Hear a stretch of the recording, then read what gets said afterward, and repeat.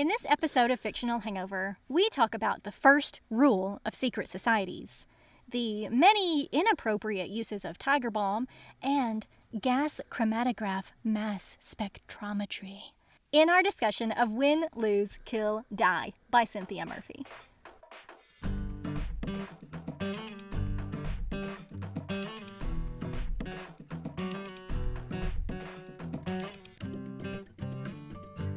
Hey everybody, welcome to Fictional Hangover, a podcast about young adult and new adult books, series, authors, and voice actors that is full of spoilers. I'm Amanda.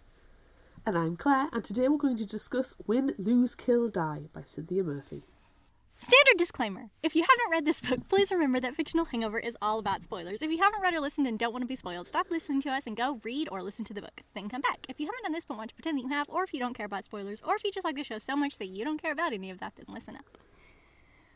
Look, my brain's not properly working on account of this gruesome wound. Well, you know what? You did it to yourself for stealing. Did I? For trying to take my rightful place. Spoiler alert! Oh, man. Spoilers. I wish that everyone had our Patreon bonus tier right now so they could see what we've done to ourselves. Well, if they'll see a little bit, I'll be all... There we go. There's my Liz with the glasses off. And my Taylor with my gruesome face. Hey, Taylor, I'm head girl. Yeah, you are. You deserve it. You got incapacitated somehow. Somehow. There's no tiger balm involved. Oh, I don't even have my tiger balm with me. Oh well. It's fine. It's fine. So I need to apologize because I don't have background info this time, and I'm going to do a little bit of blame shifting here. So the thing is, we were supposed to talk to Cynthia Murphy about this book. And I was going to burgle something from that to talk about in the background info. But unfortunately, we were unable to talk to Cynthia Murphy this weekend or last weekend, unfortunately, because things came up. So I am shifting blame onto her. She's fine. She's not here to defend herself. What? It's okay. It's okay. Everything's okay. Also, we've talked to Cynthia Murphy before, so if you want some good background info, go and listen to that other episode where we talked to Cynthia Murphy. There's some more stuff there. There's background. She quotes Britney Spears in her acknowledgements in her book. There's some background information. That's really wonderful. And do you know what else is some background information? Do you remember the last time we talked to her, we were talking about the Nokia phones and Snake, and she was like, yeah, I'm going to use that in my book. Yes, I even have the quote from the book. Would you like it as your background? Yeah, that's great. That's great. They're old Nokias. You can only text and call on them, but the battery lasts forever. And they have this properly addictive snake game on them too. There you go. Yay! We like to believe that we're responsible. 83. We like to believe that we're responsible for that, even though we probably aren't, but we like to take credit for things, so. Deserved or undeserved, we're taking credit for it. Again, she's not here to dispute this. Right, so everything we're saying is truth.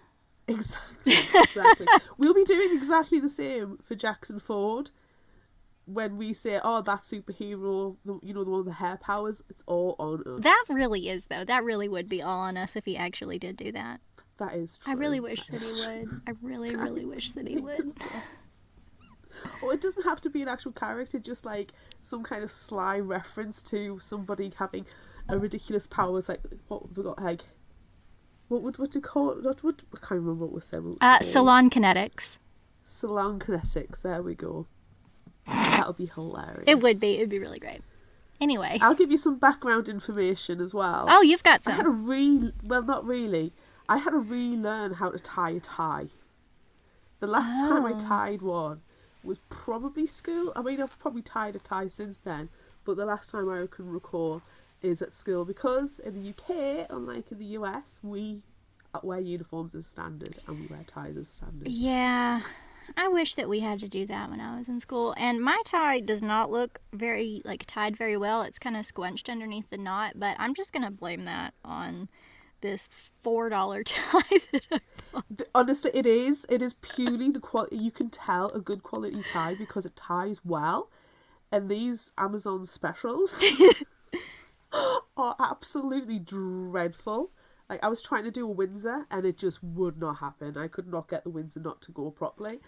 So yeah, you can tell a good quality tie by the way it actually ties. So yeah, there you go. There's some background info for you. Well, do you know what though? I mean, how cute are we with our matching school uniforms? I feel special because I've never gotten to do a school uniform before. Well, this is certainly better colours than the uniform that I had at school, which were maroon. The maroonest of maroon. Even this the uniform green? has changed. This disgusting acid green? It is a disgusting acid green, I will grant you that. It's not nice. But when your blazer and your skirt and your tie are maroon, and then you have to wear a blue shirt, and yeah, it's not pretty. It's not, for 5 years you have to suffer that. No. It has changed now. My old school uniform now is not maroon anymore, it is black. That's much better. And the girls are allowed to wear trousers now. Oh, that's also better. I'm wearing sweatpants. I'm actually in a skirt today with pockets. What? Really? Yeah. Why? I've been changing up my wardrobe a little bit and adding in some skirts and tights and stuff. That's really nice. I'm wearing sweatpants, and it's fine. I was dressed... I was a bit witchy today. I had my purple tights on, my big clunky boots, a skirt, black t-shirt, and then my purple shirt that has a muck on the back. I love it. Because it's from Hocus Pocus. That was my witchy look. Hoken Poken is my new... Hoken Poken. It's my new favorite book. Movie. And I even had my Hoken Poken bag. That's wonderful. Anyway, I think that we should probably get started with this book. Yeah. Probably. Do you have initial thoughts? No.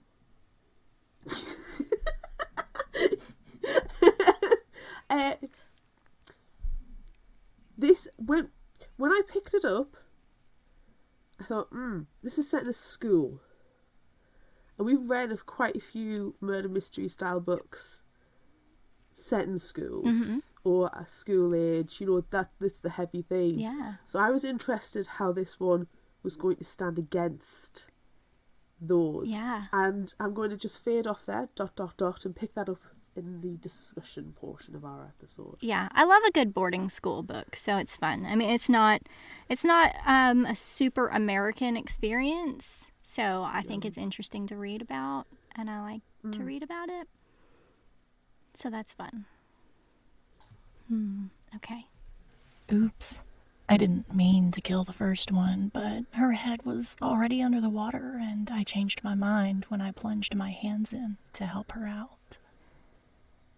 It's the start of a new term at Morton Academy, an exclusive boarding school where entry is based on intelligence and not how fat your parents' bank account is.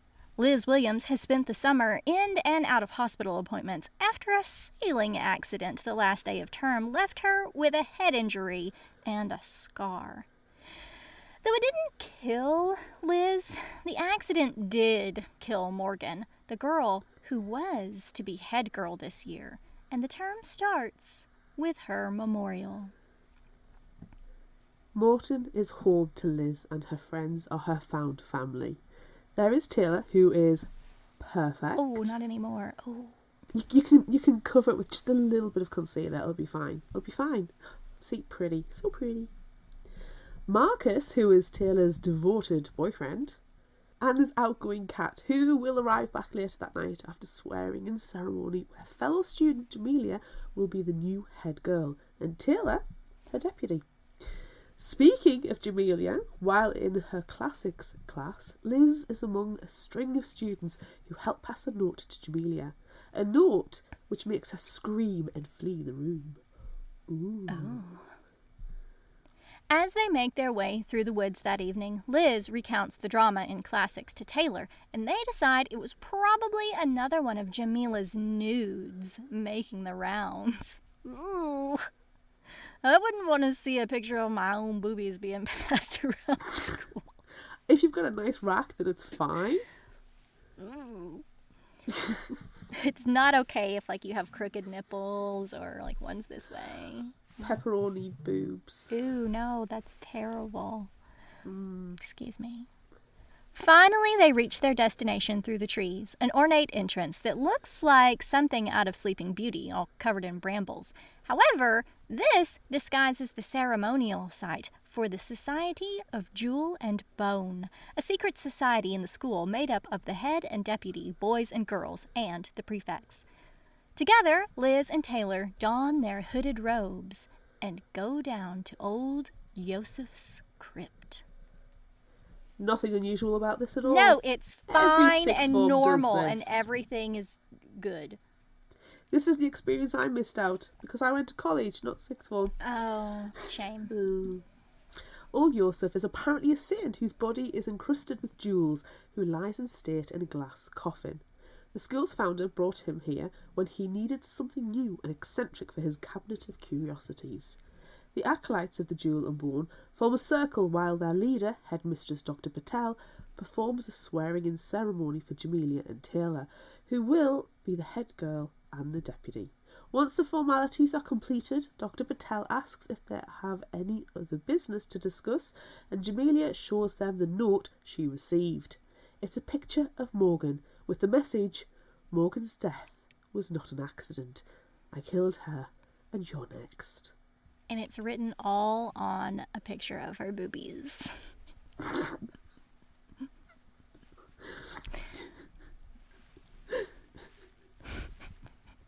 Fuck. You did that to yourself. The look on their faces was so much better than I had hoped. I didn't intend to do anything bad, just scare her. Yeah, right. Who am I kidding? Of course I'm going to do something bad. Jamila, you're now my second target. There's a pajama party in the senior girls' roof garden, and Taylor is dressed to impress. But it's a shame she has a small scratch on her cheek from the nail sticking out of her blush brush. Stupid cheap crap. Damn you, blusher brush. Here, Damn take this you, ointment. rusty nail. Oh, thanks. I would like some tiger balm, please. Well, you can take this instead. Oh, okay. It's all natural. Thanks. Wink. Liz is wearing her Do Not Disturb hoodie, and Kat has arrived, looking great, even though she's been traveling all day. They head up together where the alcohol is flowing. While Taylor and Kat socialize, Liz remains a bit of a wallflower until the boys make an illicit appearance by climbing over the roof from their side. Marcus has brought a Morton newbie, Cole, who makes Liz drool, and they adorably flirt. The night is great until Jamila has an asthma attack brought on by the illicit cigarettes she's been smoking. Dude, if you have asthma, don't smoke cigarettes. What is wrong with you? Just don't smoke. Well, I mean, yeah, that goes without saying. PSA. It's still... There's a rush to get her inhaler, and though everything seems to calm down after, a scream rents the air, and Jamila is found dead on the floor, clutching her throat. Well, that was unexpected. It wasn't difficult to take a stroll into Jamila's room to get her inhaler, but I just didn't expect it to be needed at the party. Oh well, I guess smoking really can kill. The police arrive and Dr. Patel deals with them, which apparently includes paying them off, which all three girls saw. Yikes! Morton returns to its routine, but Jamila's death is still quietly talked about. Quietly, that is, until Frank, the deputy head boy, makes a scene at breakfast with Jamila's friend, Emily, and nearly mentions Jewel and Bone, until Dr. Patel shuts him up. You do not talk about Jewel and Bone. It's the secret part of secret society. It's the first rule of secret societies. Do not talk about secret Talk about societies. secret society. Oh, Frank. That night, as Frank. well as acknowledging Jamil's death and continued plans for the open evening, Taylor is announced as the new head girl. Congratulations, Taylor! Thanks! Oh my gosh. Don't look at my face. With Emily stepping up as deputy. It's not a good school to go to. Let's just leave it at that. Yeah. The rest of the week passes without incident, thank goodness, though Frank is subdued since the breakfast incident. On Friday night, the seniors head out into the woods for an illicit party. There's all sorts of illicit stuff going on at this school. Though Liz wasn't going to go at first, Cole's presence is an incentive, and she lets Taylor and Kat give her a little pick-me-up makeover, and she looks hot. At first, the group sits around the campfire talking about serial killers until Liz and Cole are left alone to shamelessly flirt. Suddenly, Frank is telling everyone to get back inside because Dr. Patel is on the warpath. How did he get the message since everyone's mobile phones are locked away in Dr. Patel's office? Well, it's tradition for the juniors to play lookout for the seniors, and they've got old secret Nokia burner phones. They've got this game Snake on as well, which is cool. It's fun. It's really fun. But you can only make calls and texts on them. On the way back to Morton, it's pitch black, and Liz and Cole are separated for a few minutes until Liz finds Cole, a bloody rock in his hand and a dead Frank at his feet. Jamila's inhaler is in his hand. Dum, dum, dum. Oops, I did it again. But it was his fault. Said he knew I'd poisoned the inhaler. He should have left it all alone. But now he's paid for it. There are moments of chaos as Liz tries to work out what has happened, but Cole is stunned. Kat happens upon them and tries to start CPR, but Dr. Patel and the groundskeeper stop her. It's too late. As Dr. Patel ushers Cole, Kat, and Liz to her office, Liz grabs the inhaler and slips it up her sleeve. In her office, Liz shows them the inhaler, and they conclude that Frank figured out that Morgan and Jamila were murdered, and he was killed for it. Now they just need to figure it out too. But do you? Or are you also going to be murdered? Good question, good question. And this is a school of very intelligent people. Yes. Murdered. The next day, Liz takes Cole on his official tour of Morton Academy, including the library, which is Belle's wet dream. Whew! All those books and the ladders. Liz shows Cole the curiosities collected by Morton's founder, including a Bernini sculpture of an angel, Liz's favourite piece. As Liz is describing the other curiosities, she mentions old Joseph and also lets slip about Jewel and Bone. Thankfully, the rest of the tour goes smoothly. Don't let it slip, it's a secret! What's the first rule of secret society? Keep it a secret! God. In the afternoon, Liz and Cole meet up with Taylor, Kat, and Marcus for lunch. They're all surprised that no one is talking about Frank. Emily interrupts their discussion and says that Dr. Patel is covering up the murders and challenges them to prove the inhaler isn't poisoned. They are scientists, after all. To the lab! Science! Science! They run a test on some of the inhaler gas and find a substance that shouldn't be there. They use a gas chromatograph mass spectrometer. It's one of my favorite things. You see, I was going to put it in the script, but I thought, no, I'll leave it out. I'll give somebody a break. There you go and throw it in anyway. Gas chromatograph mass spectrometer. Can you say it 3 times really fast? Gas chromatograph. Nope. Gas chromatograph. Chromatograph. Oh, say it again. That's getting saucy. Gas chromatography. Oh. Yeah, talk science to me, baby. I'm sorry, where was I? Frank and Emily are right.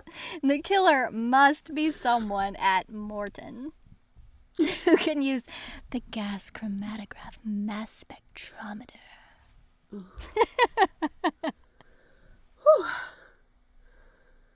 I thought Morton was filled with intelligent people. I searched the room and found the inhaler in a bag under the bed. Under the bed. Bloody Scooby Gang. Monday morning, Taylor is up early with a pile of prep work and head girl duties, and Kat has already been for a run and is smothering herself in tiger balm. Ooh, tiger balm. Liz takes her time getting ready and meets Cole at breakfast. After, she shows him the old servant stairwells and how they are good for something other than getting around Morton quickly and unseen. Kissing. They're good for kissing because they're an excellent making out spot.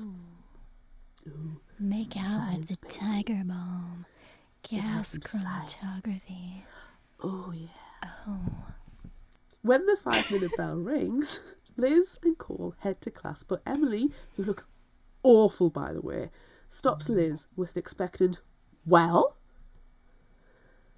Liz is able to put her off until after June and Bourne that night. I would tell her to shove it up her own arse, but that's just me.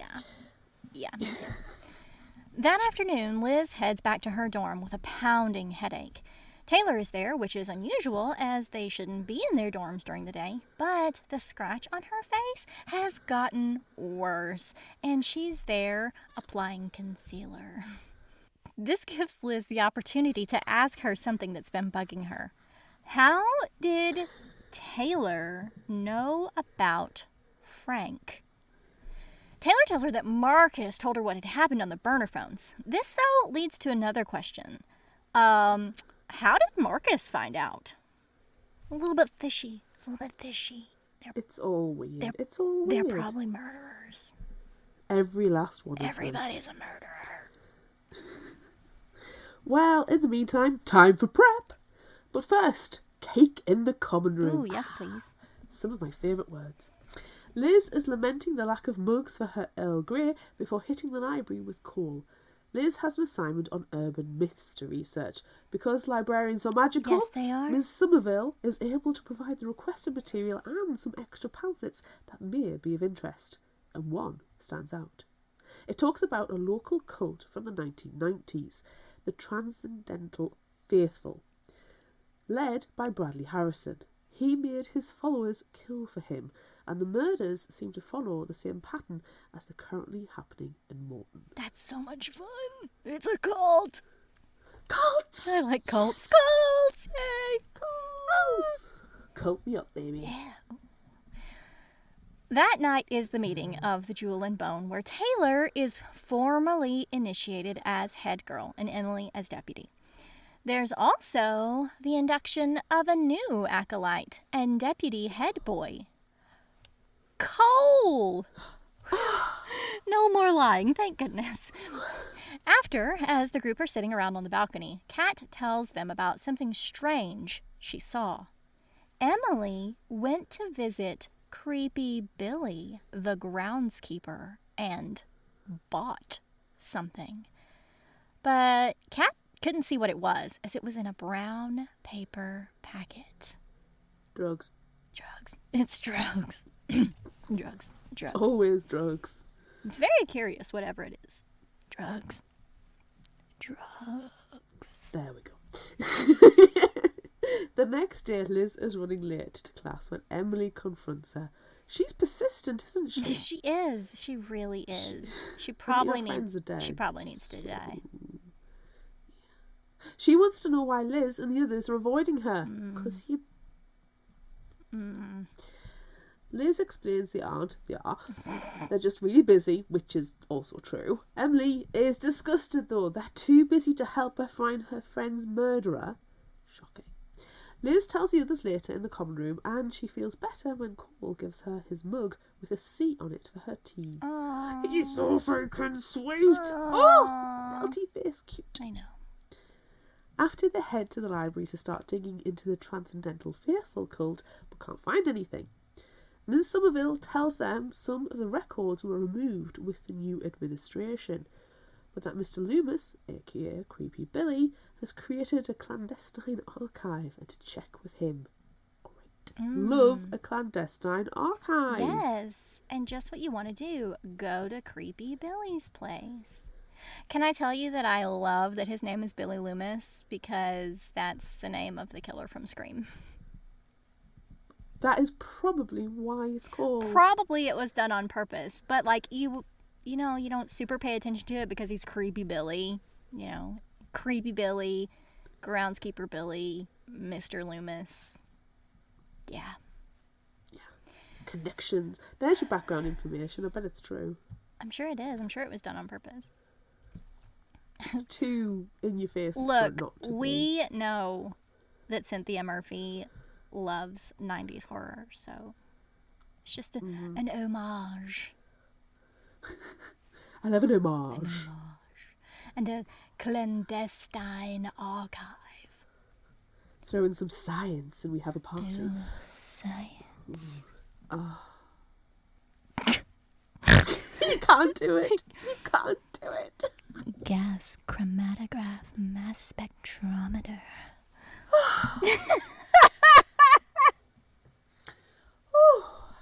Okay, we need to get back to this. And seriously, why would Dr. Patel have records from the school removed? It doesn't make any sense. It really doesn't. Liz decides there's only one thing for it. To ask Creepy Billy. If only Creepy Billy were Skeet Ulrich, I would go and hang out with Creepy Billy. Cole volunteers to go with her. Creepy Billy isn't creepy at all. He's just a lonely old man who likes to look after his garden and grow unusual and sometimes extremely poisonous plants. He lets Liz and Cole look through the stacks of records he has archived, aka put in a pile, in his spare room.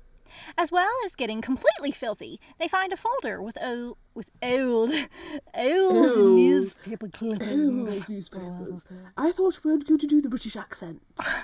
Now it's old clippings. Old. They find a folder with old newspaper clippings from the 1990s about the cult.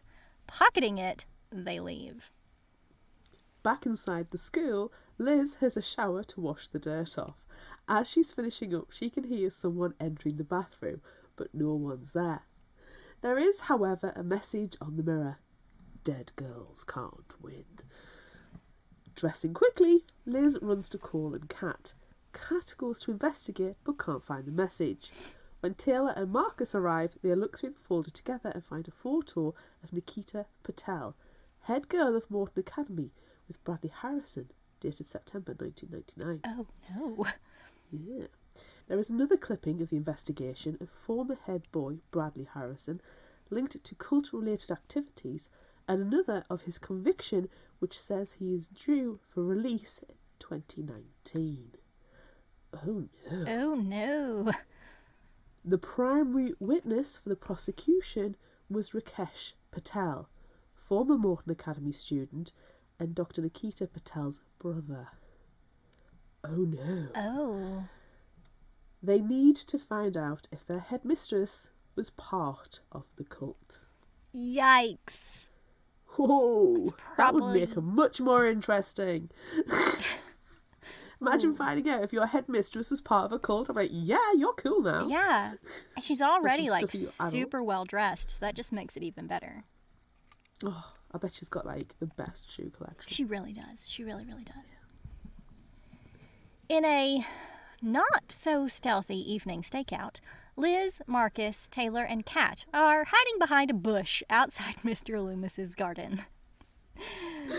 I can just see their eyeballs blinking out, you know, like in Scooby-Doo. And people hide And behind Kat's the got the bushes. black underneath because, you know, she thinks it helps. Yeah, she's wrong. It doesn't help.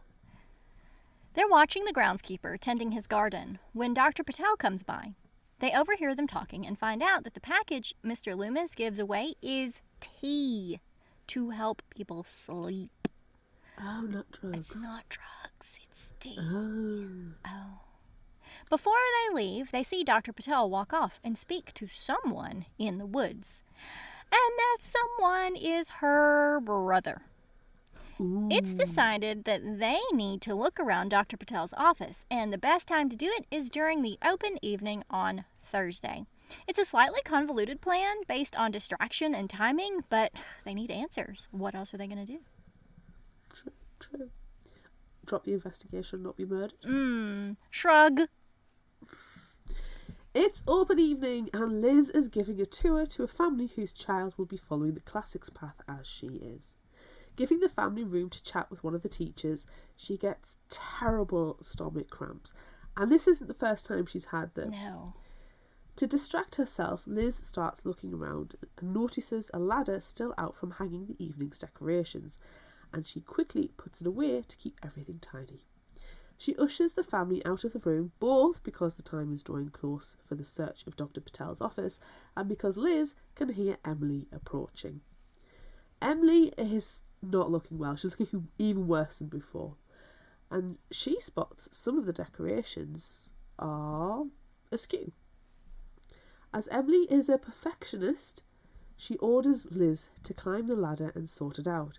But, sorry Emily, Liz is in the middle of a tour. With a huff, Emily takes it upon herself. As Liz is in the hallway, a scream rips through the air, followed by a sickening thunderclap. Emily has fallen to her squishy death. Stupid, predictable girl. The grease I put on the ladder rungs worked a treat. In the chaos, Liz and Kat end up in Dr. Patel's office and use this as the opportunity they need to carry out their search. They find student files, school policies and procedures. Then they eventually find a picture from 1996 of Dr. Patel at a wedding, and a more recent letter from her brother. Inside the letter is a picture of the Bernini sculpture in the library. As Dr. Patel comes into her office, Kat pretends to be consoling Liz, and Liz grabs the Bernini picture. Sure, Dr. Patel has seen her do it. Dr. Patel tells them the school is on lockdown and to head to the head girl's room, which Taylor has moved into. At first, Taylor refuses to open the door to Liz and Kat.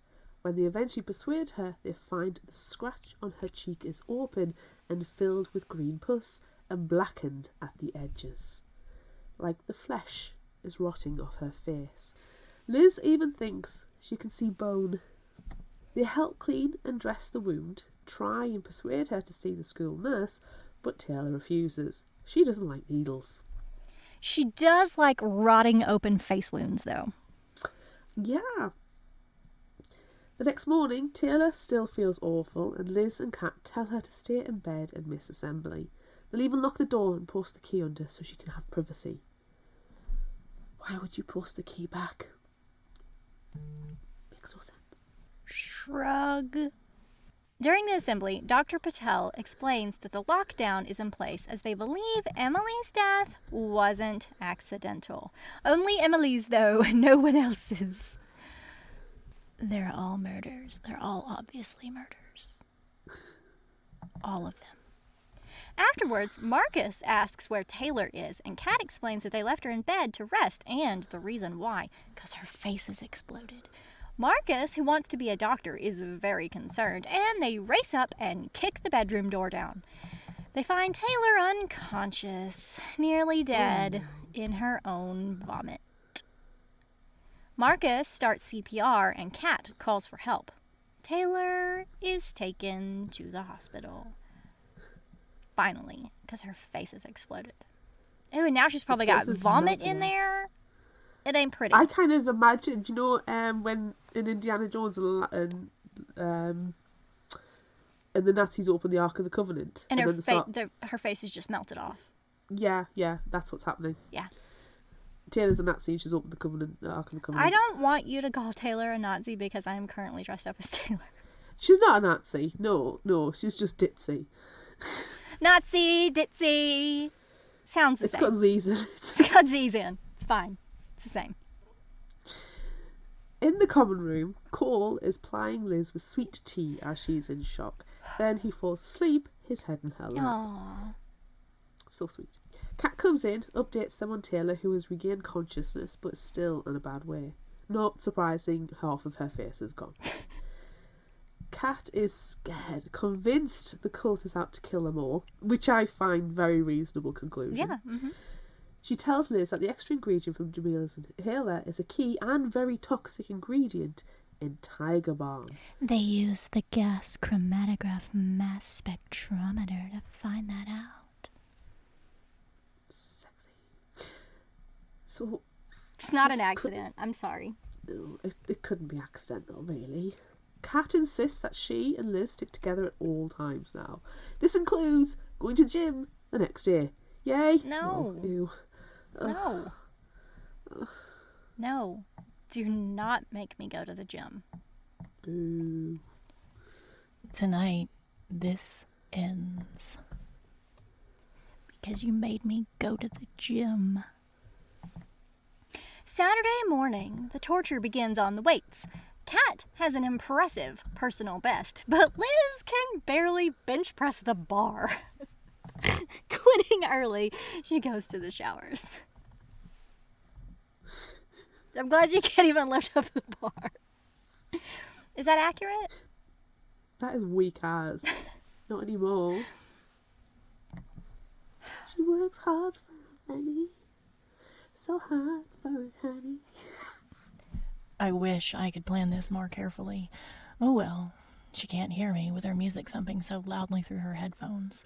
I grab a dumbbell, approach slowly, and as she lifts the weight bar, I raise the dumbbell over her head. She's shocked. "It's you," she croaks. "It's me." Cole is shouting Liz's name as she emerges from the shower. Kat's dead! Oh no! Kat's dead! I am shocked. They need to find someone to help, but not Dr. Patel because he saw her coming out of the woods with a man he thinks is her brother. Liz tells Cole they must confront Dr. Patel. Waiting in the make-up storeroom for the headmistress, Liz tells Cole she will follow Dr. Patel, but he needs to hang back and follow her brother if he is in her office. Before they separate, they tell each other that they are falling in love. Oh, this is a great time to talk about that. Perfect. We might not make it. I love you, Cole. I love you. Liz follows Dr. Patel to the library, where she finds her smashing the curiosity cabinets with a screwdriver. Dr. Patel is unsurprised to see Liz has followed her. Dr. Patel tells Liz she knows everyone's school file, how Taylor's father is in prison, how Marcus has a 2-year-old, and how Liz had an awful, neglected upbringing. Sounds like she's a murderer, I'm not gonna lie. Dr. Patel's damage comes from her brother, who joined a cult, and she was tarnished by association, putting an end to her dreams. Her brother is here now, wanting the usual thing, money. Then Dr. Patel smashes the cabinet with the Bernini in, puts the screwdriver down, and picks up the statue. The sale of the statue will finally give her the life she deserves, but she needs to dispose of the next head girl. Liz's head snaps up at that. She was next to be head girl? Dr. Patel's smile fades from her face, though, as she sees Liz is holding the screwdriver. Liz has always had problems with right and wrong, and if Dr. Patel had bothered to read her file, she would have known her last school was concerned. The accident on the lake causes blackouts, funny turns, and potential seizures. It also exasperated her unstable mental condition. While Dr. Patel thought Harrison had come back to murder the students, it was really Liz. Dr. Patel charges at Liz, and Liz sticks the screwdriver in her, giving a twist for good measure. Cole and Creepy Billy find them on the floor in the library, covered in blood. Liz is stunned that Dr. Patel will try and kill her. Can't believe it. Dr. Help Patel. me, help! I can't believe this has happened. The shining black head girl badge looks perfect on my lapel. I like to admire my trophies. Morgan's photo, Jamila's inhaler, and the little tub of tiger balm, Taylor's blusher brush, a pot of salve with rancid meat in it, a packet of caffeine tablets for Emily, eye drops I put in my own tea, Kat's gym gloves. I have a new one now. A photo of Cole and I walking out of Morton, hailed as heroes. Replacing the items, I leave the head girl's room to find Cole. I tell him I want a fresh start, to leave Liz behind and become Beth. Together, we can daydream of Yale. We're head girl and head boy now. We can have everything. And what Cole doesn't know won't hurt him. Oh, Liz is a murderer. Nobody knows. Murderer. That's This you. sweet face? That's you. You're a murderer. You are a murderer. You can't prove it. Murderer. You're in hospital. It's true. I am. Murderer. You tried to murder me. Yes. You tried to explode my face. Well, I did explode your face. Oh, that's true. You did. You did. It's pretty gruesome. That sideline modelling career. God. Damn it. Waitresses with that kind of facial feature don't get tips well. No, don't. I just have to always wear my hair over my eyeball like this. I think you're going to lose more than that. I'm pretty sure she's gonna lose her eyeball and she's gonna have to wear a patch.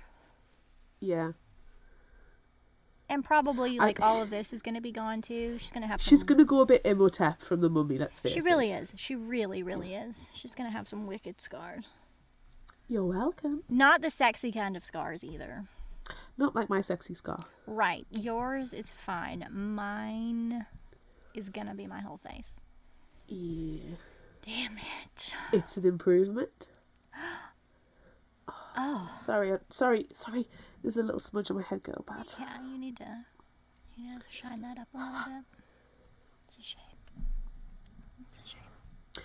Well, I'm going to go and murder some more people. Okay, I'm gonna go see if I can put some concealer on my face.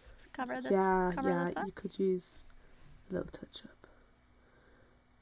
Whilst everybody else listens to these messages. Have you ever wondered what Tina Fey has in common with Jonathan Swift? Or how Star Wars is connected to feudal Japan? Or just how pervasive Shakespeare's influence still is? I'm Rhonda. And I'm Erin.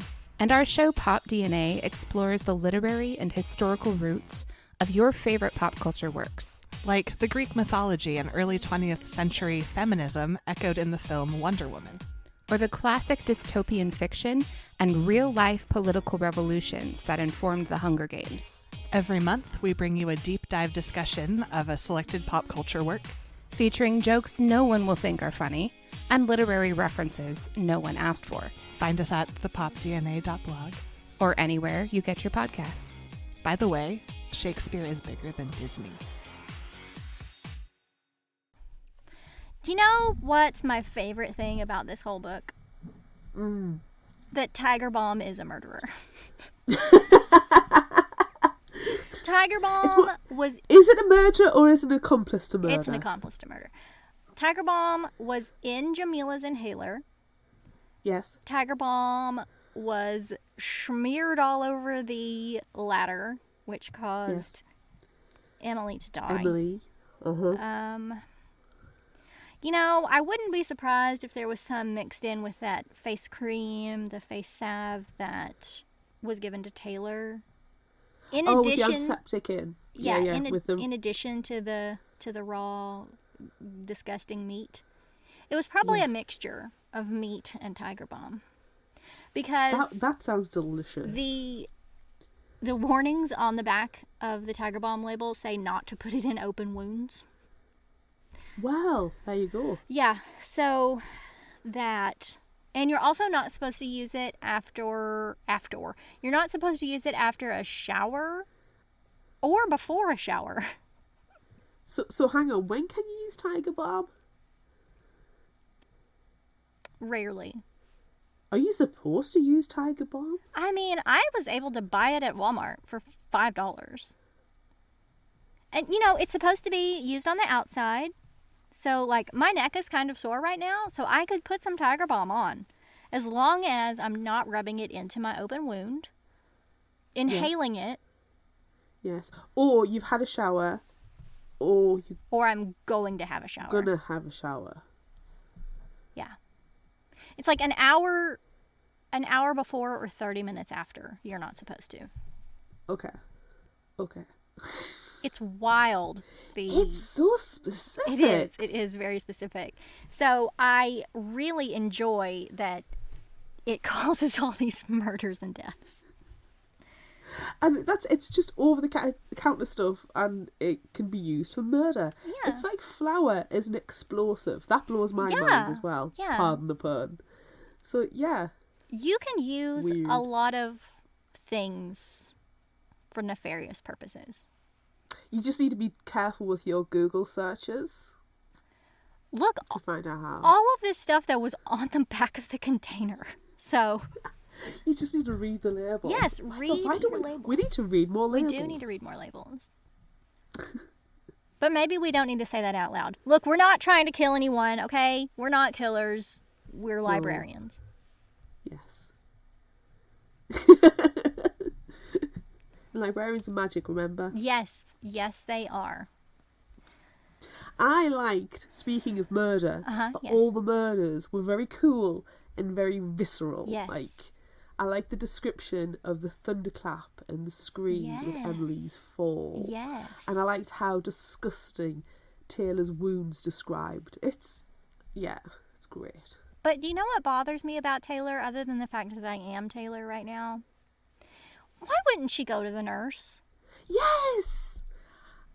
I know she said she didn't like needles, and I know she said she was so busy being, head girl and doing prep. They call it's homework, but they call it prep because of preparation for university. Mm-hmm. But if you've got that wound and it's getting worse and worse and worse, you need to take the time out. And Marcus, her boyfriend, will have been looking at her face, and no matter how much concealer you put on, it gets to a point where concealer does not conceal, Ooh, especially when it's a no. wound. No, it's just going to make it Be worse. making it worse. Exactly. And he wants to be a doctor, and he didn't force her to go to the school nurse. That didn't make sense. He's not to a me. very good boyfriend. He was probably too interested in looking at her boobs. Yeah, probably. What? I didn't even realize that Taylor had a face. Taylor's got a face. I'm just looking at her boobs all the time. He's a TNA guy. Yeah. He doesn't care about her Unlike face. Cole.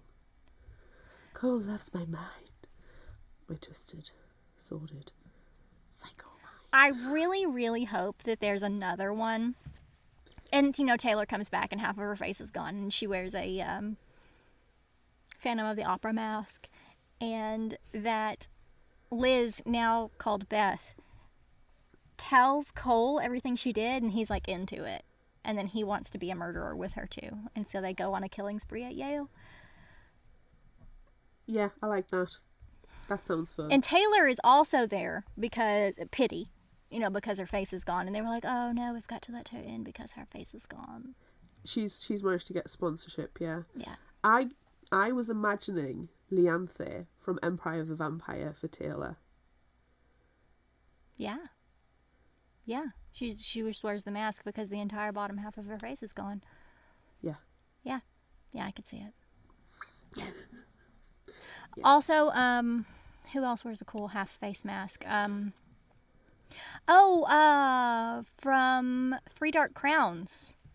One of the sisters got attacked by a bear, and so she wears a half face mask too. So everybody's wearing half face masks. It's good. Yeah. It's good. Okay. I can dig that. I'm a fan of a face mask. The US cover of Good Girls Die First by Catherine Foxfield has a full face mask, and that's uber creepy. I love it. And that's a fantastic cover of a book, actually. I love it. The US one. Thank you very Yes. much for it, by the way. You're very welcome. Merry Christmas, even though it's February. But yes, as cool as it is for her to now be sporting a face mask and, you know, revenge killings in Yale, totally making that up. Yeah, but, of course you we know, are. We haven't done our fan fiction in quite a while. So We there you haven't, go. so this is a new thing that we're bringing it back. Trying it again. But yeah, why didn't Taylor go to the doctor? I don't know. Because seriously... It's not as if she has to pay for it either. This isn't the US, it's the UK. Yeah, really. We have a national health service. And also, like, if you need time to do your homework, well, you know what? They're probably not going to make you go to your classes if your face is missing. So go to the nurse, get some shots, get it taken care of, and then you can catch up on your homework. Exactly. There was a couple of things with the book that stood out to me as, I want to say, inconsistent or just didn't ring true. And Taylor not going to the nurse at all for that wound. This one. I couldn't, yes, exactly. I couldn't wrap my head around that. And the other one was also what I'm going to class as my surprise. I'm going to sort of jump ahead a little bit within the discussion. Mm-hmm. And it's the fact that Frank worked out straight away that it was Liz, the murderer. Liz doctored the inhaler to kill Jamila. He worked out everything. She was the one who killed Morgan during the sailing accident. How did he work it out? How did he work it out so quickly? And how did absolutely nobody else at the school figure it out? Maybe I can sort of understand the friends, not because they're not looking for it, yeah. but everybody else. Maybe he witnessed it. And at first, with the Morgan thing, like, I mean, the boat was upside down and they were both under the water. So that could be a total accident. But maybe he saw her go and get the inhaler and saw her messing with it. And, like, I mean, who's Frank? Nobody gives a fuck about Frank. So nobody's looking at him. So they're not going to notice. They're not going to notice that he's noticing her. Until you bash his face in with a rock. But Frank's deputy head boy, and he is a popular guy. And it wasn't Liz. Liz has been very clever in that she's done all of the planting of the devices that are going to do the killing, and being able to sneak around unseen. She is a wallflower for all intents and purposes. So she is very clever in that she's been able to do all of this unseen. But I still don't understand how Frank. What if Frank had a crush on her, and so he was looking at her more than anybody else was looking at her? Possibly. I don't know. Maybe you're not giving Frank enough credit. Maybe Frank is a really good, smart guy. Maybe he's got an eidetic memory. He can remember everything that he's ever seen. And maybe we're not giving Frank enough credit. Well, yes, that is true. And this is supposed to be a school of very intelligent people. Supposedly. Didn't see much of that demonstrated, if I'm honest. No. But really, the whole thing that ruined all of that is Taylor not going to the nurse. It really made everyone else look bad. How stupid are you? And nobody else made her go? Stupid. Yeah. Look at her face. It's terrible. I like it. I did that. You're responsible for my gross face.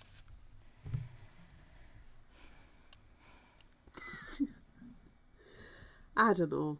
I'm just saying, as part of our discussion, they're the two things that I couldn't wrap my head around, that wouldn't fit into my brain as I was reading it. Yeah. So. Do you know that I really, all the Frank and Taylor stuff aside, I liked the chapters from the murderer's point of view when you didn't necessarily know that it was Liz. I liked that. I love those. I would have liked the book written entirely from the murderer's point of view. Yeah. I think that would have been really interesting. Yeah. But I having all do those I do snippet like that we moments. got to see the other stuff going on. I think I probably would have liked it better if instead of it being from Liz's point of view, it was like a third person. So you don't know really who's telling the story, because the fact that Liz is telling the story and then there's the cutaways, like you kind of think, oh well, it's Liz, because why would there be another character's point of view? Well, yeah, and I mean, you read this before I did, so we did the usual thing of whoever's reading it second messages the other one incessantly as they're going through it. Yes, of course. And you have many, many messages off me going, it's Liz. It's obviously Liz. It is Liz. Does Liz have a personality disorder? What's going on? It's got to be Liz. The only person is... And all caps at one point, it's freaking Liz. Yeah. I just wanted to... If you will notice, I didn't really respond to any of those messages. You didn't, and I'm glad that you didn't, because any response would have been a tell. So no response is I the wouldn't best have been able to response. keep it in. But I really just wanted to be like, does she have a personality disorder? Like, yeah, she's a murderer! She's a raging psychopath. Duh. I did at one point, as I was reading it, turn to my husband and go, if it's anybody else other than Liz, I will rage. Yeah. But it's fine, because it was Liz, and you knew it was Liz the whole time, and that, kind of makes it better. But I think it would have been a little bit more mysterious had it not been written from Liz's point of view. Yeah, I can see that. I can appreciate that. I have read other books where a character has been a serial killer and have known that they're a little miniature psychopath, and it's been from somebody else's point of view, and it's always been interesting to have that gateway into it, and how they've hidden the fact, you might know it's me, but you can't prove it, and everybody else thinks I'm cute and sweet and wonderful. Yeah. And I've always quite enjoyed those type of books, so yeah, I can totally see that. Yeah. I think it's one of these books where I can't help but compare it to A Good Girl's Guide to Murder and Truly Devious. Yeah. I mean, Truly Devious, it's a boarding school. There's murders going on. Obviously, we know. Yeah. Going in, it's to solve the murder. Yeah. And Good Guys Guide to Murder is, the creation of a podcast set around the murder of somebody in a village. We have covered these on the podcast. Go and check out the episodes. Do you know what would be fun? If Pippa Fits a Moby followed this murder and figured it out. That would be fun. That would be fun. It's a wild crossover. But it would have to be the British version of Pippa and not the American version of Pippa, because why would the American version of Pippa be worried about this British boarding school? She's from Connecticut in my books. She's hiding under her duvet in Connecticut. Oh, that was so funny. Yeah, but, who's the girl in Truly Devious? Stevie. Yes, Stevie could also figure out the murder. Stevie can figure out the murders in the American version. Yes. Okay, that's... So there could be two different books. Yes. One's from Stevie's point of view in America, and the other one's Pippa in the UK. Yes, and then Pippa in the UK invites Stevie onto her podcast to talk about it. Yes. I am here for this epic crossover event. Screw the MCU. This is the ultimate crossover. That's so much fun. Wouldn't it be so great? That would be I would love brilliant. That would be brilliant. I would love it. Oh, darn. Do you know what I found quite funny about the book, though? What? It all happens in like a 2-week period. Yeah. Yeah, The everything first 2 happens weeks back of to school back. is rough, but jeez. The first 2 weeks of school are murder. There's the tagline to the epic crossover. Oh, man. There we go. Can I ask, why is Dr. Patel so bad? And what is she a doctor in? Philosophy. Art. All of those like degrees that people say are useless. That's what she's Art got. history. Yes, art history. She reminded me It of probably my is art history because she does love old artifacts and artwork. Yeah. So that probably She truly knows is the what it words. is. Yeah. But like, She reminded me a little bit of my old head of house at school. But Mrs. Finnegan was, I mean, she was middle-aged and she was a snappy dress. It was the way she stood. She always used to have like those big shoulder pads. She always like had exaggerated shoulder pads. And she would stand with her hands behind her back and her legs apart, and she would just like, she was always in a really snappy suit. And Dr. Patel kind of reminded me of her. So she was scary as well when you first go. Well, she wasn't by the end, but when you first get to the school, she was such an intimidating teacher that you were like, ooh, can't pay off Miss Finnegan. Oh, no. But by the end of year 11, she was an absolute pussycat. She was lovely by the end of the school. And she was the first teacher that came up to me when I got my glasses and said, you look absolutely wonderful in your new glasses, and you really frame your face really well. And it gave me that little bit of a confidence boost. Aww. When I was 12. And she was she was always lovely to me. Always. But yeah, Dr. Patel gave me that, but lots more standoffish. yeah. I just wonder, like, why was she paying off the cops? And why wouldn't she, like, call the doctor and do all of this important stuff when people are dying? Why wouldn't she call an ambulance when Frank's there with his head bashed in? Like, oh, it's too late. Because it's far too late. She has been hurt by reputation before. She doesn't want that again. That's the only explanation I could come up with. That because she was hurt by the original cult's impact on her name, which seems odd, but okay. I can only imagine that she didn't want Morton Academy or her name as Dr. Patel, the headmistress, being dragged through the mud again. Yeah, she's going to be... And I think it's probably more Dr. Patel than Morton Academy she was worried about. Probably. I'm sure she was more worried about herself. She would have had the ombudsman on and the police and investigations, the educational department would be like, what the hell?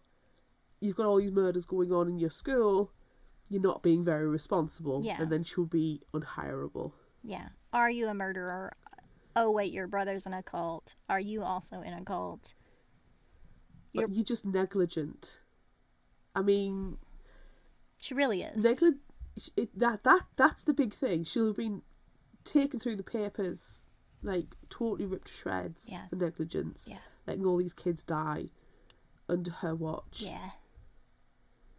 So yeah, I think it was more of a reputational thing. Yeah, you're probably right. It's not good. Okay, so I'm going to break the first rule of Secret Society. You're going to talk about the Secret Society? I'm going to talk about Secret Society. Okay, what are you going to say about the Secret Society?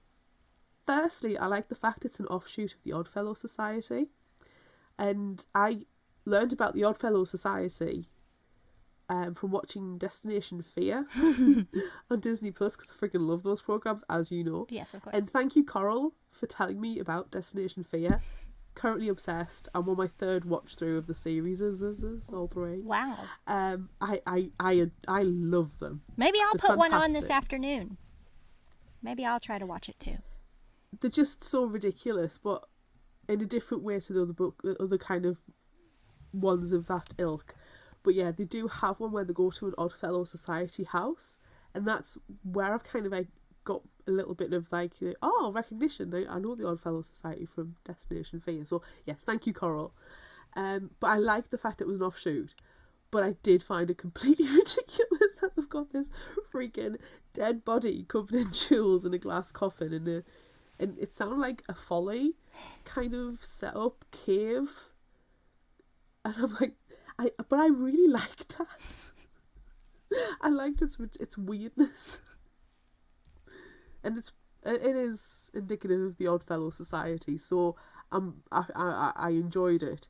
But I kind of wonder when they did the scavenger hunt to become head boy, head girl, etc. And it was it went in order of how quickly you finished the scavenger hunt and found the old Joseph's resting place, his tomb. And that's how you got, they went down the line. There was no election process or anything like that. But I can only imagine going there, seeing all these robes, and then seeing this jewel-encrusted dead body and going, what the hell? Yeah, what have I gotten myself into here? I would just be questions. I would just be into it for the robes, though. Well, I'll be into it because it's weird and it's kooky and I kind of like that. Yeah. But I would also be going, there's a cult. This is weird. Yeah. This is a cult. I swear. What's going on?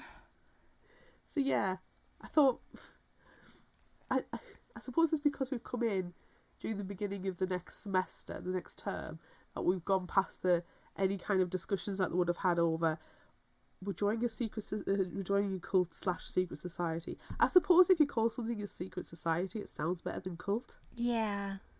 Yeah. It kind of makes me think of another sweet, super awesome 90s movie, The Skulls, with Paul Walker.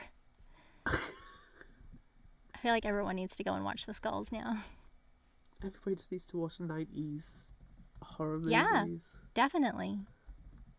I need to watch Scream again. I do haven't managed to get to the cinema to see the new one. No, I haven't yet either, and I would really, really like to watch it. Yeah. They are good. They are good. But we can watch the originals, and we can watch The Skulls. Yes. Is The Skulls available anywhere that we could watch it together? Hello, Internet. What's my favorite new website that was shared with us by Lish McBride? Just Watch. I use it all the time now. Thanks, Lish McBride, for sharing Just Watch with us. But it's not on my Netflix. It's not on mine either. Probably because it's so good. Just can't keep it there. Yeah, it's on Amazon. We might just have to watch it. It's on your Amazon? Yeah. It's not on mine. It's also on something called Tubi with ads. It looks like it's on YouTube. It's on Vudu. Anyway, we can't keep doing this. We can't keep going off on weird tangents of looking things up on the internet. We gotta stop that. After the barbecue from last time, it was too much. It was too much barbecue discussion. So let's stop talking about this. It was too much barbecue discussion. But you know what? I've not fancied a barbecue. I've fancied a mixed grill. All right. Anyway, is it time? Can it be time? Favourite character. We haven't talked about favourite characters. Oh, we haven't. Sorry. Do you have one? I was just trying to make our weird long break make sense. I mean, I really liked Cole. I'm sad for Cole that he got mixed up in all of this, and now he's the boyfriend of a murderer. But I can keep my hopes up for the future that Liz/Beth tells Cole that she is a murderer, and he's into it, and then they murder everyone at you. And Taylor is also there for pity. Cool. I liked Kat. I was sad when Kat died. I also felt like Kat's murder was completely unnecessary and it didn't need to happen. Yeah, Kat didn't know. It's fine. Kat had an energy and she had positivity and she had personality. Yeah. And I really dug her. I really liked her. I mean, if she wants to go to the gym and do laps around the lake, go for it, love. Come home, we'll have breakfast together. Look, do you know why Kat was killed? It's because she made Liz go to the gym with her, and Liz was like, fuck that, I'm gonna bash your face to in. be fair, forcing me to go to the gym is going to end in your death. Is that a murderable offense? Yeah. Huh. Don't make me go to the gym or I'll tiger bomb you. Tiger bomb you. Do you know, I'm a little bit upset that she didn't put the tiger bomb on the workout bar. Yes! But she'd already greased up the ladders. Greased so if she hadn't something. greased up the ladders, she would have greased up the dumbbell bar. Or Yeah. whatever they're called. Yeah. Or she should have done her in the shower with the tiger balm. Because we've read the instructions read and the we instructions. know. And we know. We know that could potentially cause your demise. So that would have been good too.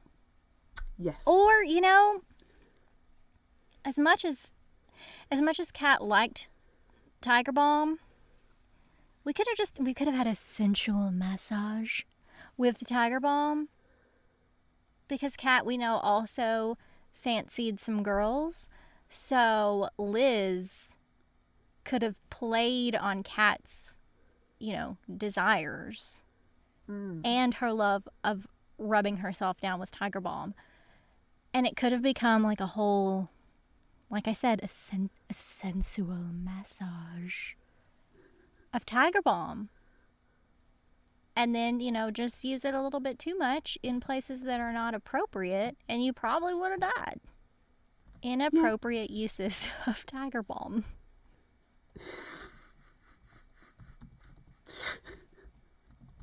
If Tiger Balm wants to sponsor the podcast, it's fine.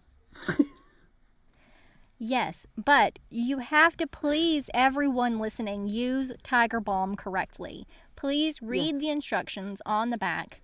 Follow them. Do not murder people with tiger balm. Do not murder people with tiger balm. We do. Fictional Hangover takes no responsibility nor endorses the use of tiger balm in an inappropriate manner other than the instructions given with the packet. Yes. Yes. Exactly. And on that note, would you rather? Yeah, I would rather stop talking about tiger balm. Because tiger balm is a perfectly reasonable product to use and does... Responsibly. Yes. If used responsibly. And also, don't smoke, kids. It's not cool. Yes, don't smoke. Oh, that's something else that I really did like, by the way. Sorry, not that. It just reminded me, though, that Liz was taking medications for her head injuries, and she didn't drink alcohol. And I really appreciated that. She was following the rules of that medication, however, not following the rules of the tiger balm. That's because she wasn't trying to kill herself. True. Anyway, now it's time. Now it's time for Would You Rather. We asked, would you rather investigate the groundskeeper's cottage or the headmistress's office? On Facebook, the winner was the cottage with 71%. On Instagram, again the cottage with 78%. On Twitter, everybody's going in the office with 75%. And on TikTok, a very rare 50-50. It's never even on TikTok. Weird. I know, it's so weird. So weird. We have a couple of comments. We do. Brie Tart on Instagram said, headmistress's office, more scandalous files and secrets than the groundskeeper, who will most certainly be a red herring. You were right. You're right, Brie Tart. But he did have the archive. Yes. And that did lead to some answers. It did. Annie on Facebook said, as someone who loves to dig in the dirt, I'm going for the groundskeeper's cottage. Even if I don't figure out who's behind the accidents, who knows? I could find some gardening inspiration. I love Annie. That's perfect. Coral on Facebook said, groundskeeper, they see it all. And Peter on Facebook says, there are books in the headmistress's office. Yep, that's the only reason why you're going there. It's for the book. And I'm okay with that. What about you? What are you doing? Oh, this is really difficult because I've ummed and ahed over this one actually a little bit. I know we're not supposed to think about it, but I haven't overly thought about it. Okay. I've just kind of, but the groundskeeper's cottage, like Mr. Loomis in this, who is an underappreciated character in the book, if you ask me, and unnecessarily given the name Creepy Billy. Yeah. I don't know about your schools, but all of the caretakers at the schools that I've been in have been lovely. They were always lovely guys, and they were so kind and so nice. They just enjoyed they at least showed that they enjoyed their jobs, and they were really nice. And in the UK schools, the caretaker tends to have an on-site house as well, so they live on property, and they were always lovely. And yeah, so I felt sorry for Mr. Loomis being judged so harshly. Yeah. Probably because I've had quite a positive experience with like groundskeeper / the caretaker of the school. What's the guy in Harry Potter movies? Mr. Filch? Yeah, I had Mr. Filch kind of images in my head of Mr. Loomis. Yeah. So that's kind of the image I had in my head. But as nice as it would be to like have a creep in his house, because I can only imagine there's some cool things, knowing especially that he has a clandestine archive. Yes. And also that he potentially sells drugs. Yeah, I mean, especially after you've been in as well and found all those poisonous plants. If, as Liz, I'd be like, this is interesting. There's some material I can use, and all fingers will point to Creepy Billy. Yeah. It's, it's basically a gift-wrapped murder weapon and person to blame. Yeah, But this Liz is just really the first missed 2 out. weeks of the... Well, yes, but this is just the first 2 weeks of the school. We don't know after Christmas what she's going to come back and be like really pissed off with. Ooh, yeah, that's true. But now, the headmistress's office, that's going to have information. Yeah. That's going to have stuff. That's what I'm going to pick, because Dr. Patel was looking like the bad guy the whole time. So what does she have going on in her office? I want to examine it. I want to know who my potential rivals are.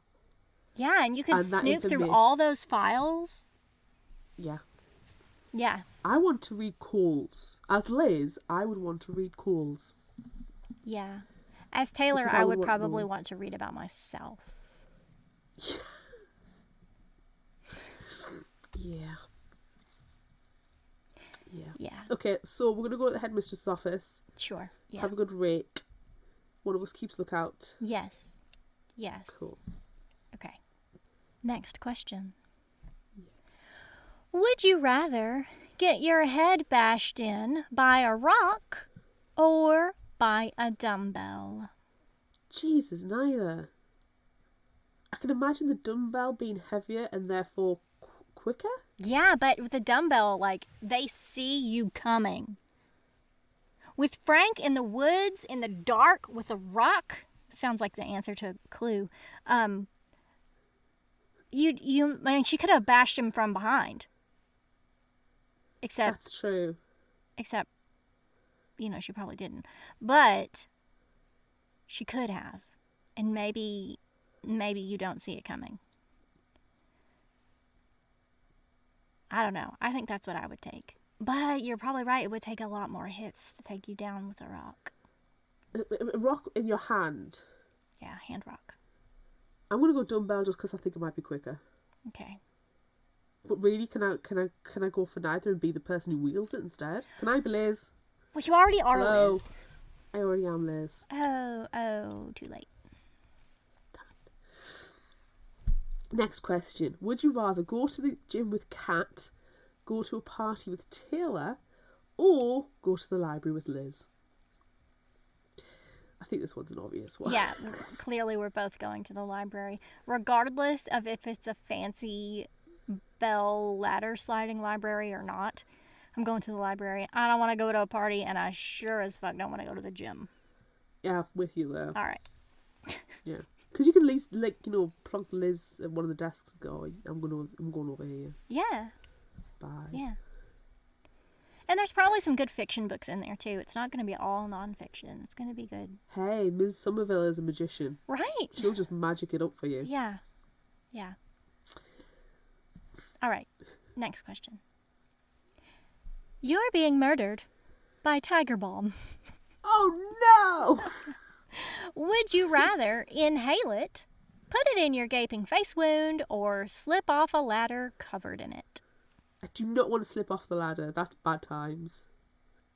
They're all bad times. They're all bad times. My questions are What's always the worst. I know, I'm trying to think what's going to be quicker. Probably inhale it. Yeah. Yeah, because the gaping face wound, I mean, as attractive as you are right now, I mean, if you said that, gas chromatograph mass spectrometry. Yeah, it's all good. So, yeah, if you said that and, rubbed in the tiger balm, whew! But it's going to take a while. I'm going to go with inhale. I'm going to go with the inhaler. As painful as it is, I think it's going to be quicker. Yeah, I'm going to go with the inhaler too. She was down. Yeah. So, yeah, that's what I'm going to go with. I'm hoping, because it got into a throat closed. Yeah. So there was lack of oxygen. It would make me pass out. Yeah. And then, yeah. Okay. Yeah, that's... Right, moving on. Yeah, I'm going to go with that too, because I don't want to climb a ladder in the first place. No. And as beautiful as my face wound is, as you mentioned previously, yeah, definitely inhaling it. Last question. Okay. Would you rather be part of Jewel and Bourne or the Oddfellow Society? Either one, really. But you can't really say because it's a secret. Right, so we can't answer this question at all. What? We're not part of a secret society. They don't exist. What are you talking about? What's a secret society? I don't understand. Why are you asking this question? It's too many questions. Stop it. I've never heard of the Oddfellow Society. Wink. At all. First rule of Secret Society Club. Don't talk about Secret Society Club. Yeah, I think that's a perfectly reasonable answer. These don't exist. We can't choose because they're not real. They're not things that actually happen. So, sorry. The end. Ah, fun. All right, favorite final thought quote? Literally, let's just stop talking about it because secret societies. Yeah, exactly. 1. I've got 3. Math. I climb into bed and make myself comfortable, tucking my toes under the bottom of the duvet so the monsters don't get me, before reaching one arm out to switch off my lamp. I still do this. I stuck my feet out of bed the other night because it was so hot and then had to quickly whip them back in because I was convinced something was going to grab them. Oh my gosh. I thought you just picked that one because of the duvet. You know how we feel about duvets. I love a duvet. Shall we have a duvet moment? Duvets. My next one. This one's because #feminism. I swear it's the 21st century, and if a woman still doesn't smile and make pretty for the men, she must have something wrong with her. Smile, Taylor. Makes you look pretty. No, it doesn't. And my last one is, naps are the best. Yes, they are. I thought you might have that one as well, actually. The amount of times we talk about naps. We do talk about naps all the time. But no, I swear I will have my Beauty and the Beast moment before I leave. And also, some people think reading equals doing nothing and love to interrupt right when you get to the juiciest parts. It's true. It's true. It's so true. If anybody knows us, reading is important to us, okay? Oh my gosh, do not interrupt us while we're reading. I'll murder you dead. With Tiger Balm. Flames and rage. And Tiger Balm. And Tiger Balm. Don't make me use this Tiger Balm. Alright. If you liked this, try this. What are you suggesting? I'm going to suggest Mark of the Wicked by Georgia Bowers. Okay. And it's from the summary is from the book itself. There we are. All her life, Matilda has been told one thing about her magic. You use it only when you're necessary. But Matilda isn't interested in being a good witch. She wants revenge and popularity and to live her life free of consequences. Free of the scars that dark magic leaves on her face as a reminder of her misdeeds. When a spell goes awry and a new boy at the school catches her in the act, Matilda thinks her secret might be out. But far from being afraid, Oliver already knows about magic, and he wants to learn more. As Oliver and Matilda grow closer, bizarre things begin to happen. Animals show up with their throats slashed and odd markings carved into their bodies. A young girl dies mysteriously, and everyone blames Matilda. But she isn't responsible, at least not that she can remember. As her magic begins to spin out of control, Matilda must decide for herself what makes a good witch and discover the truth before anyone else turns up dead. Ooh. Now, I know it's not specifically boarding school kind of thing, but there's so many. I haven't read it yet. I got it for Christmas, but there's so many little tidbits, like the scars on the face and not knowing if you're the murderer. And there was just it's kind of hashtag tenuous link, but also not. Yeah. So yeah, and I've heard really good things, mainly from like Callus and Don Kurdigich, like the elk that come with in Cynthia Murphy's kind of crowd of British writers. Yeah, we know we can trust them. Yeah, so Yeah. it's been, you know, I've been on the lookout for this one for a little while. So yeah, I've only ever heard good things about this one. All right, awesome.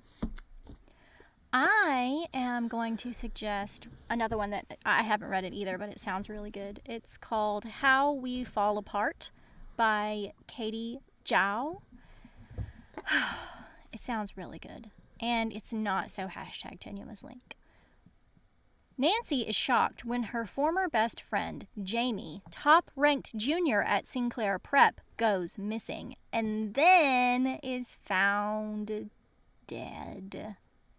Nancy is even more shocked when word starts to spread that she and her friends, Crystal, Akil, and Alexander, are the prime suspects, thanks to the Proctor, someone anonymously incriminating them via the school's social media app.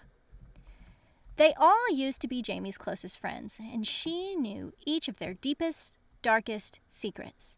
Now, somehow, the Proctor knows them too.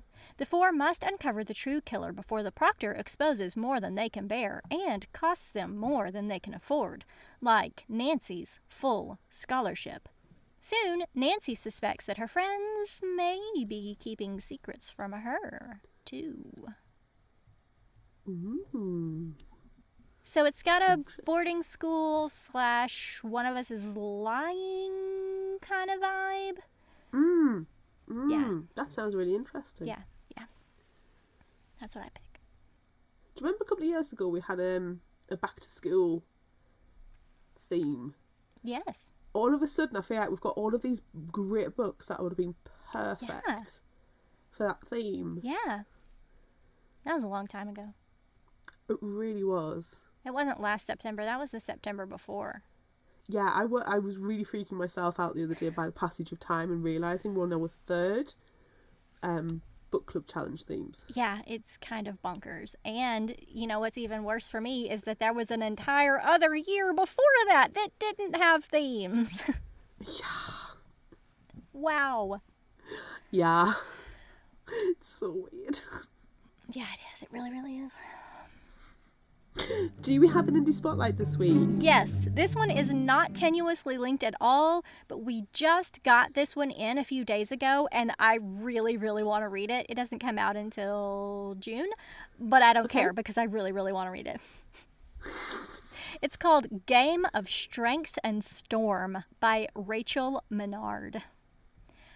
Once a year, the Olympian empresses grant the wishes of 10 people selected by a lottery for a price. 17-year-old Jen, a former circus performer, wants the freedom of her father, who was sentenced to life in prison for murders she knows he didn't commit. Castor plans to carry the island Arcadia into the future in place of her brother, Pollux, but only after the empresses force a change in her island's archaic laws that requires a male heir. To get what they want, Jen and Castor must race to complete the better half of 10 nearly impossible labors. They have to catch the fastest ship in the sea, slay the immortal Hydra, defeat a gangster called the Boar, and capture the flesh-eating Maris, among other deadly tasks. Jen has her magic, her ability to speak to animals, her inhuman strength, and the help of Pollux, who's been secretly pining for her for years. But Castor has her own gifts, the power of the storms, along with endless coin. Only one can win. The other walks away with nothing, if she walks away at all. It's gender-swapped Hercules, and I'm here for it. That sounds brilliant. We might have to cover that one. I know, we could do it in December, because in December we have like a flipping tropes or something like that. Yes. So, gender-swapped Hercules sounds like so much fun. Chef's kiss. Perfect. Yeah. Let's get in touch with the author. Book them now. Yes. Although December is really friggin' booked for us already, so I don't know. Do we need to start doing We this? have 2 weeks in December already booked in, and I think it's a 4 week. Is it 4 or 5 weeks? I don't know, but I really, really feel like we're just gonna have to start doing this podcast every day. It's bi-weekly now. We have to do it 2 times a week to get in all the books we want to talk about. Okay. Waffle House, come on. Pull your finger out. Will somebody on our behalf get in touch with Waffle House and make them sponsor us? Yes, or Tiger Balm. Or Tiger Balm. Use Tiger Balm responsibly. Someone sponsor us so we don't have to work anymore and we can only do Fictional Hangover all the time. Yes. Yes. That's my dream. Imagine if we could end up doing a Fictional Hangover magazine. That would be so great. Yeah. Fictional Hangover TV show. I've been watching Archive 81 and it's based on a podcast. Why haven't we got our podcast turned into a Netflix series now? This needs to happen. It really does. It needs to be the epic story of us meeting on the internet because of the podcast and never meeting in person until someone pays us enough money for us to meet in person. I think it's an excellent, meet cute, found family, friend story. It needs to happen. It needs to happen. It needs to happen. Yes. Yes. Okay, so that's it for this episode of Fictional Hangover. I'm Amanda. And I'm Claire. Join us next time as we discuss Here There Are Monsters by Amalinda Berube. Hold it in, me. Monsters. Love it. Look out for our Would You Rather polls on social media. Don't forget about our book club and monthly challenges on Facebook. Be sure to visit our shop on Redbubble at fictionalhangover.redbubble.com for all your favorite Fictional Hangover themed merchandise, and become a patron of ours on Patreon at patreon.com/fictionalhangover. Until next time, remember, the only cure for a fictional hangover is another book. Or Netflix series. Or Netflix Meet Cute. I think it's perfect. I don't know why anyone would not agree with us. It needs to happen. Somebody write a strongly worded tweet. You can find us at fictionalhangover.com, follow us on Instagram at fictionalhangover, find us on Facebook at facebook.com/fictionalhangover, and on Twitter at fictionalhangover, no ER. If you'd like this episode, check out our others and rate, review and subscribe so you don't miss out. And finally, special thanks to Liz Emerson for our music. You can find her on Facebook and Patreon. Thanks for listening.